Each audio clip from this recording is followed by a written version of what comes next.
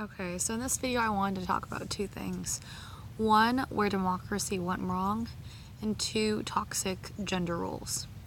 So with talking about where democracy went wrong, I want to talk about how most of society isn't as educated as they should be. When I say most of society isn't as educated as they should be, I mean you would get people who will be actively doing things against their own self-interest, and people who are actively voting on ballots and candidates that are actively going to hurt society. And here's the thing, democracy works out really well if everyone's educated, if everyone has, a sort of good base point to work off of, if everyone is able to critically think. But if you're working with a society that doesn't have a good basic education, that isn't able to critically think, you'll get a society or a population who's moved to vote based on anything that sounds emotional, because they don't know what else to base it off of. Whereas if you go to university and you get an education, typically it's implied that you'll have a good set of reasoning skills. You'll be able to tell the difference between your feelings versus facts. And realistically, you're supposed to focus on facts, not feelings. So that's one thing that I wanted to talk about. The other thing I wanted to talk about was toxic gender roles. I'm kind of really happy that I was raised in a very different sort of household where it was important to be well-rounded. Whereas society as a large, from what you see in media and television and film and books, they'll tell you that men are supposed to have a big dick and make a lot of money, and women are supposed to be hot and everyone's supposed to try to fuck them. And that's sort of your goal in society. Have a big dick if you're a guy, and have everyone fuck you if you're a girl.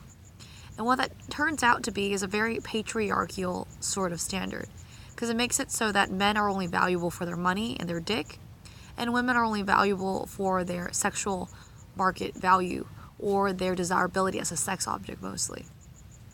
And the reason why this is a big deal is because it sort of feeds into the notion that men and women aren't valuable outside of those sort of strict, rigid structures. And it's really toxic because it really limits the sort of capacity of how people view men, and it really limits the capacity at which how people view women. And here's the thing.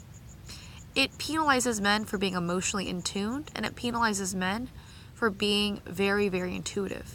And at the same token, it penalizes women for being very intelligent, and it also penalizes women for being very successful. The whole concept of a glass ceiling, this is where the concept of a glass ceiling comes in for women. Because women are penalized for being in positions of power. They're penalized for being outside of the traditional gender construct of being submissive to a more dominant male. The reason why democracy failed in America and the reason why Donald Trump is president is basically because democracy failed. And that's a tautology, and I have to explain that. Otherwise, I'm just saying A equals A. But the reason why democracy failed in America is that the majority of the population isn't educated. And because the majority of the population isn't educated, they base their decision to vote in American politics on who and what resonated with their sort of emotional guidance system. But here's the thing, sometimes you feel good, sometimes you feel bad, and sometimes you feel 80 different emotions in the same day. And that's the thing, you're supposed to make decisions off of reason, off of logic, off of rational thinking, off of critical thinking. And when you make decisions purely based off of your emotions are arbitrary, and emotions change constantly, like the currents in a wave. That's one reason American democracy failed. And the reason why this is related to toxic gender norms is that you need people who are well-balanced, and you need people who are well-rounded. And the sort of connection between the two is that they're sort of related. When you have a population that is completely uneducated, you'll have a population that is basically going to sort of follow along with groupthink. And groupthink is basically just this concept where you don't really think for yourself, and it's like monkey see, monkey do. Monkey jump off bridge, other monkey jump off bridge, that sort of thing. And when people don't really critically think about society and what's going on in society, they basically just do monkey think, or monkey see, monkey do.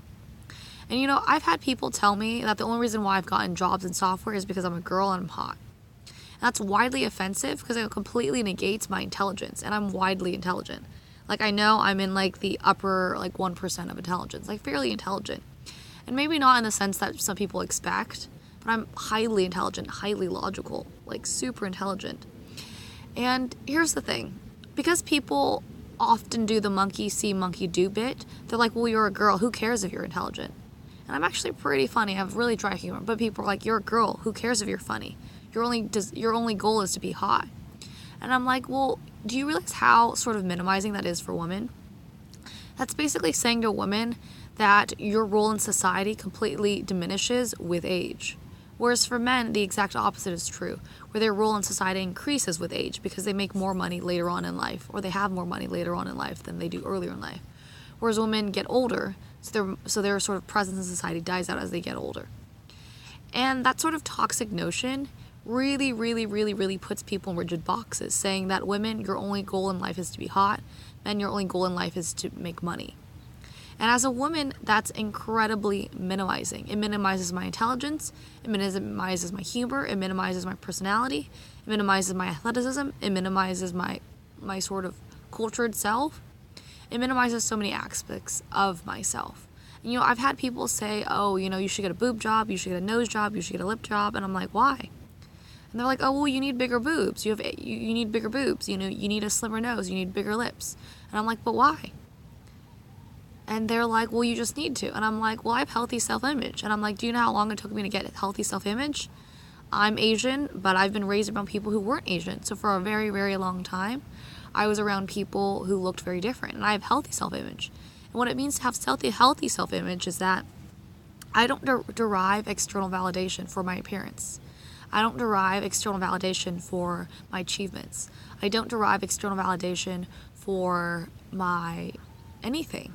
Because I don't derive external validation for anything, I think it's incredibly shallow and insulting to women that the only value they bring to society is their appearance.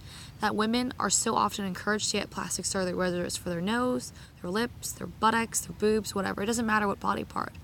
But it's incredibly insulting to women or females or ladies as a gender to say that your only market value is your fuckability as a sex doll, as a walking, talking, eating, pooping, laughing sex doll. Modern democracy failed to educate our society, and American society failed to pay for college tuitions. I went to UCLA, and all of my tuition was paid for by UCLA, which was really nice, and I got a stipend. So I went to college. But if college wasn't paid for, I wouldn't have gone. And here's the thing. The thing that most people don't know is that who they are is basically a product of their environment. And with Hollywood so close to where I live, well, technically it's not that close, but close enough, I'm undulated with comments of, you should get plastic surgery, you should get plastic surgery. And I'm not offended in the sense that I'm insecure or insulted. I'm offended in the sense that, is that all you think I am? You think that my entire life is based off of people doing things for me because I'm hot? And that's what people seem to imply. Instead of saying, well, you're actually good at your job, that's why you've gotten jobs. You're actually good at this, which is why this. You're actually good at that, which is why that. And I think there's a connection between American democracy and sort of toxic gender norms. Because I think if a democracy and our taxpayer money went to funding public education, you would find out that people would have less rigid traditional gender norms. And women would believe that they're more capable in society than just being a sort of fuck object. I hope that doesn't get censored out. And I think the reason why American democracy is a bit different than it is in other countries is because partially of how America was formed. And, when the colonists first came to America, a lot of them were farmers. That's why we have the education system the way it is, where we have the summer months off, because the children would take time off from school to help, their families farm the lands. And so a lot of people who came to America, they were uneducated. And so I get that. And so I just don't understand where all of our taxpayer money goes to. And I don't understand where all of our taxpayer money goes to.